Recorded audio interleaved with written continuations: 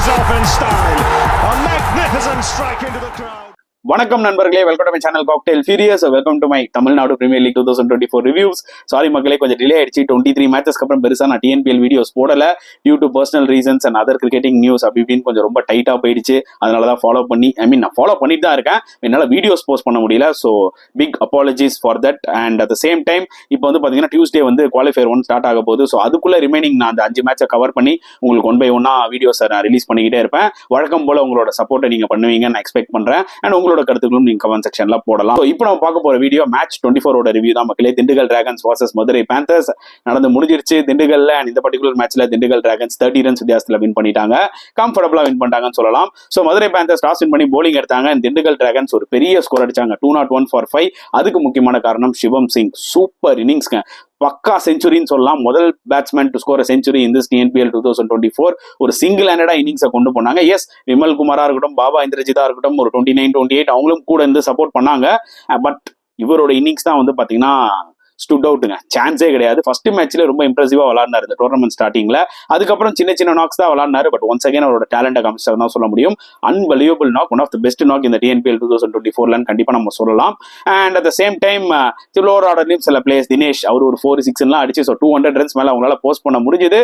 And இந்த பக்கம் நீங்க மதுரை பேந்தர்ஸ் போலிங்னு எடுத்துக்கிட்டீங்கன்னா, அவங்க என்ன ஒரு ப்ராப்ளம்னா, லைக் எல்லா போலர்ஸுமே வந்து பாத்தீங்கன்னா கொஞ்சம் எக்ஸ்பென்சிவா போயிட்டாங்க. யாராவது ஒரு போலர் வந்து பாத்தீங்கன்னா ஸ்டாண்ட் அவுட்டா நின்று போடல.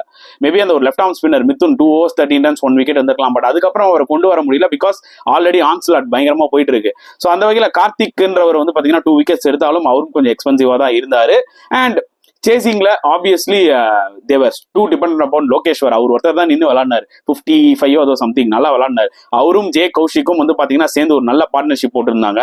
ஸோ அது வரைக்கும் தான் அந்த ஹோப் இருந்துச்சு. அவங்க 2 பேர் இருக்கிறவருக்கும் ஓகேடா அந்த டார்கெட் கிட்ட வருவாங்க போல இருக்கு, நல்ல ஒரு சேஸா தெரியுதுன்னு. 2 பேரும் வந்து பாத்தீங்கன்னா கிட்டத்தட்ட அட் அ டைம் அவுட் ஆனாங்க. அதுக்கப்புறம் வந்து பாத்தீங்கன்னா மிடில் ஆர்டர் கொஞ்சம் கிரம்பிள் ஆயிட்டாங்க. அண்ட் ரிக்வயர்ட் ரேட்டும் வந்து பாத்தீங்கன்னா எங்கேயோ போயிடுச்சு. And really they were struggling like something இந்த பர்டிகுலர் சேஸ்ல.